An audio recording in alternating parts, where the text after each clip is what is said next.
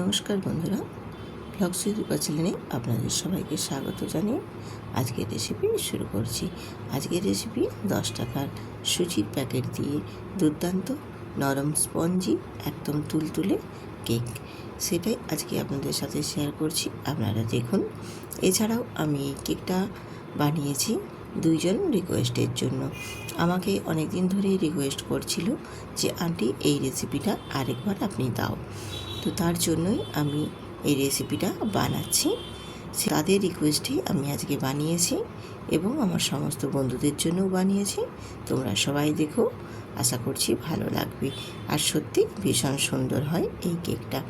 তো কেকটা বানানোর জন্য আমি সুজিটা প্রথমে আগে মিক্সিতে হালকা করে গুঁড়ো করে নিয়েছি। তো খুব বেশি মিহি করে গুঁড়ো করার দরকার নেই, একটু দানা ভাব থাকবে।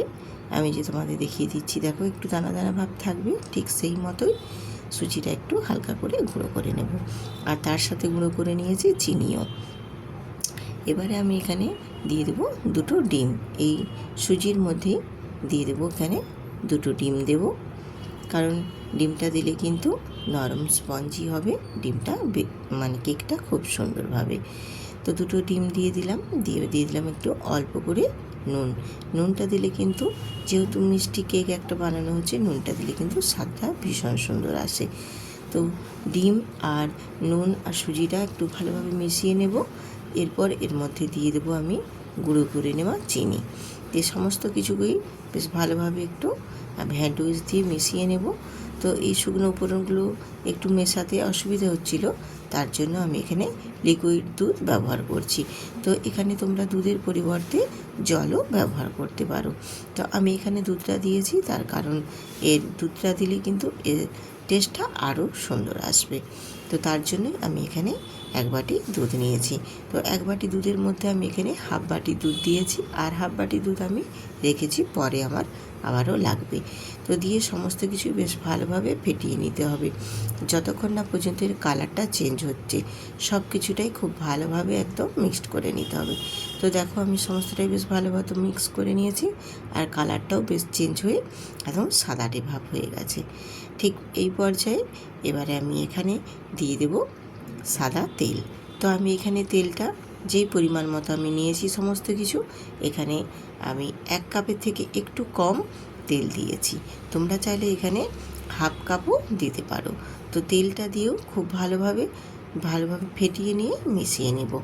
এই কেকের ব্যাটারটাই যতটা সুন্দরভাবে, ঠিক একই প্রসেসে ঘুরিয়ে কেকের ব্যাটারটা রেডি করে নিতে হবে, কেকটা কিন্তু ততটাই খুব ভালোভাবে বেক হবে।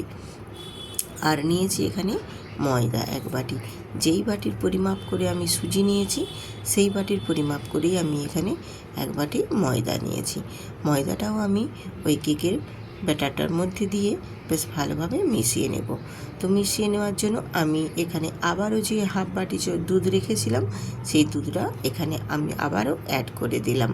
তো আমি এখানে পুরো 1 বাটি দুধ দিয়েছি। যদি আমার প্রয়োজনে আবারও লাগে আমি আবারও তখন দেব। তো কতটা দিয়েছি সেটা সম্পূর্ণ আবার আমি দেখিয়ে দেব। তো দুধটা দিয়ে খুব ভালো মতো আমি এখানে দেখো মিক্স করে নিয়েছি। আর আমার ব্যাটারটা কিন্তু বেশ একটু ঘন হয়েছে, তার জন্য আমি এখানে আবারও হাফ বাটি দুধ দিলাম। তো আমি এখানে মোট দুধ ব্যবহার করলাম 1.5 বাটি। তো এবারে দুধটা দিয়ে বেশ ভালোভাবে আমি হ্যান্ড উইচটা দিয়ে ভালো মতো এখানে মিশিয়ে নেব।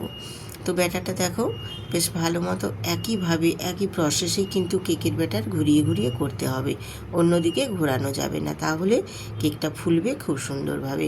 তো বেশ ভালোভাবে দেখো এইভাবে আমি ফেটিয়ে একদম কেকটা ভালো মতো ফেটিয়ে রেডি করে নিয়েছি। এবারে আমি এটাকে রেস্টে রেখে দেব 15 মিনিটের জন্য। এটা রেস্টে থাক 15 মিনিট পরে আমি ফিরে এসেছি। দেখো ব্যাটারটা কিন্তু অনেকটাই আরও পরিমাণে ঘন হয়ে গেছে, কারণ এখানে সুজিটা দেওয়াই ছিল। সুজিটা আর একটু ফুলে গিয়ে একটু দেখো ঘনত্ব ভাব হয়েছে। তো ঠিক এই পর্যায়ে আমি রাখবো। যদি প্রয়োজন মনে হয় তাহলে আমি আরেকটু অল্প করে দুধ দিয়ে এটা আরেকটু পাতলা করব, না হলে ঠিক এইভাবেই আমি ব্যাটারটা কিন্তু রাখবো। আর আমি এখানে দিয়ে দিলাম বেকিং পাউডার। এখানে আমি 1 চামচের একটু বেশি, মানে কম দিয়েছি, আর হাফ চামচের একটু বেশি দিয়েছি। আর দিয়ে দিলাম এখানে বেকিং সোডা ছোটো চামচের 1 চামচ, হাফ চামচ দিয়েছি। আর দিয়ে দিলাম এখানে, যেহেতু ডিম আছে, ডিমের গন্ধটা কাটানোর জন্য এখানে দিয়েছি আমি কি ভ্যানিলা এসেন্স এটাও দিলাম ছোটো চামচের হাফ চামচ। দিয়ে আমি সমস্ত কিছুটা খুব ভালোভাবে মিক্সড করে নেব। এটা কিন্তু কেকটা বেক করে নেওয়ার কিছুক্ষণ আগেই আমি এই শেষ মুহূর্তে দিয়ে দেবো বেকিং পাউডার, বেকিং সোডা আর ভ্যানিলা এসেন্সটা দিয়ে বেশ ভালো মতো মিশিয়ে নেব। মেশানো হয়ে গেলে এবার আমি এটা রেডি করে একটা সাইডে রেখে দেব। এরপর আমি কেকটা বেক করে নেওয়ার জন্য যে বাটিটা নিয়েছি, এখানে আমি 4টা ছোট ছোট বাটি নিয়েছি। এই বাটিগুলোর মধ্যে আমি কেকটা বেক করে নেব। আমি এখানে 4টা বাটিয়ে খুব ভালো মতো তেল লাগিয়ে নিয়েছি। এবারে আমি এই বাটিতে কেকের ব্যাটারটা দিয়ে দেব। তো আমি এখানে কেকের ব্যাটারটা দিচ্ছি 2 হাতা করে দিচ্ছি। খুব বেশি কিন্তু এখানে দেওয়া যাবে না, কারণ কেকটা ফুলে উঠবে, তখন কিন্তু বাটিটা উপচে পড়ে যাবে। তার জন্য এখানে আমি 2 হাতা করে ব্যাটারটা দিচ্ছি, যাতে করে হাফ বাটি মতো ব্যাটারটা দেওয়া হয়। ঠিক সেই মতো এখানে আমি ব্যাটারটা দেব।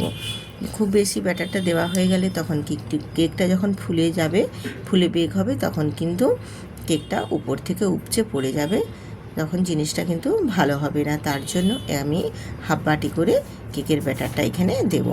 তো দেখো 4টা বাটিতেই আমি দিয়ে দিয়েছি হাফ বাটি করে ব্যাটার দিয়ে দিয়েছি। এবারে আমি বাটিগুলোকে একটু ট্যাপ ট্যাপ করে নিচ্ছি, তাহলে ভেতরের যে থাকা বাতাস, সেই বাতাসগুলো বেরিয়ে যাবে। তো এবার আমি ওপর থেকে একটু কয়েকটা কাঠবাদাম দিয়ে একটু ডেকোরেট করে দিচ্ছি। দেখতেও যেমনি ভালো লাগবে, খেতেও কিন্তু সেরকম অসম্ভব লাগবে। আর এই কেকটা কিন্তু খেতে ভীষণ সুন্দর, আর বানাতেও কিন্তু খুব ঝটপট হয়ে যায়। তো এদিকে আমি এগুলো সব রেডি করে নিয়েছি। আর এপাশে আমি গ্যাসেতেও একটা ফ্রাই প্যান বসিয়ে দিয়ে অল্প জল দিয়েছি, আর ওপর থেকে একটা স্ট্যান্ড বসিয়ে দিয়েছি। দিয়ে জলটা একটু গরম হয়ে গেছে। এবারে আমি ওর মধ্যে দিয়ে দেব বাটিগুলোকে, কেকের বাটিগুলোকে আস্তে আস্তে করে খুব ভালোভাবে একটু করে সাইজ করে বসিয়ে দিতে হবে, যাতে না পড়ে যায় বা ঠিক মতোভাবে সাজানো হয়। দিয়ে আমি ওপর থেকে একটা ঢাকনা দিয়ে ঢেকে আমি কেকটা বেশ ভালো মতো বেক করে নেব। তো আমি কেকটা কিন্তু বেক করে নিচ্ছি 15 মিনিট। 15 মিনিটের মধ্যেই কিন্তু হয়ে গেছে। এটা খুব তাড়াতাড়ি কেকটা বেক হয়ে যায়। আর কেকটা কিন্তু বেক করে নেওয়ার সময় আমি একটু চেরি দিয়ে ওপর থেকে ডেকোরেট করে দেওয়ার জন্য একটু ঢাকনা খুলে দেখেছিলাম, তখন কিন্তু কেকটা অনেকটাই ফুলে গেছে, যার জন্য আমি একটা বাটি কমিয়ে দিয়েছি। কারণ একটা বাটি না কমালে কেকটা কিন্তু যে পরিমাণে ফুলে বেক হয়েছে আর একটা বাটির ওপরে লেগে যেত। তার জন্য আমি আরেকটা বাটি নামিয়ে দিয়েছি। নামিয়ে দিয়ে আমি প্রথমে আগে 3টেই বেক করে নিয়েছি। তো দেখো কেকটা কিন্তু খুব সুন্দরভাবে বেক হয়ে গেছে। আমি একটা কাঠি দিয়েও তোমাদের দেখিয়ে দিলাম কতটা সুন্দরভাবে বেক হয়ে গেছে। এবার আমি এটা গ্যাসটা অফ করে দিয়েছি। অফ করে এবারে নামিয়ে ঠান্ডা করে তারপর তোমাদের দেখিয়ে দেব। আর কেকটা এতটাই বেক হয়েছে, দেখো সুন্দরভাবে পুরো ফুলে ফেটে গিয়েছে একদম। তো কেকটা আমি এবারে নামিয়ে নিয়ে ঠান্ডা করে তোমাদের তারপর দেখিয়ে দিচ্ছি। দেখো কতটাই সুন্দরভাবে কেকগুলো বেক হয়েছে। আর কেকটা দেখো বের করানোরও একদম সহজ উপায়।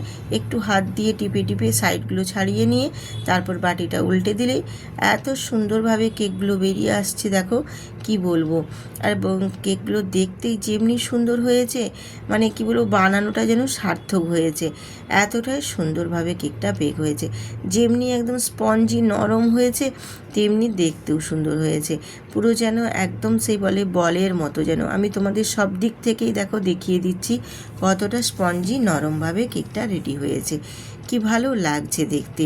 এরকমভাবে তোমরাও একবার বাড়িতে বানাও, একদম সহজভাবে কত সুন্দরভাবে কেকগুলো বেক হয়ে এত সুন্দরভাবে কেকগুলো রেডি হয়ে যাবে, তোমরা নিজেরাই বুঝতে পারবে যে সত্যি কেকটা ভীষণ সুন্দর এবং খুবই কম সময়ের মধ্যে হয়ে যায়। আর বেক হতেও কিন্তু খুব বেশি সময় লাগে না। আমার 15 মিনিট লেগেছে এই কেকগুলো বেক হয়ে যেতে, একদম পারফেক্টভাবে রেডি হয়ে যেতে। কতটাই সুন্দর এবং কতটাই স্পঞ্জি হয়েছে তোমরা নিশ্চয়ই দেখেই বুঝতে পারছো।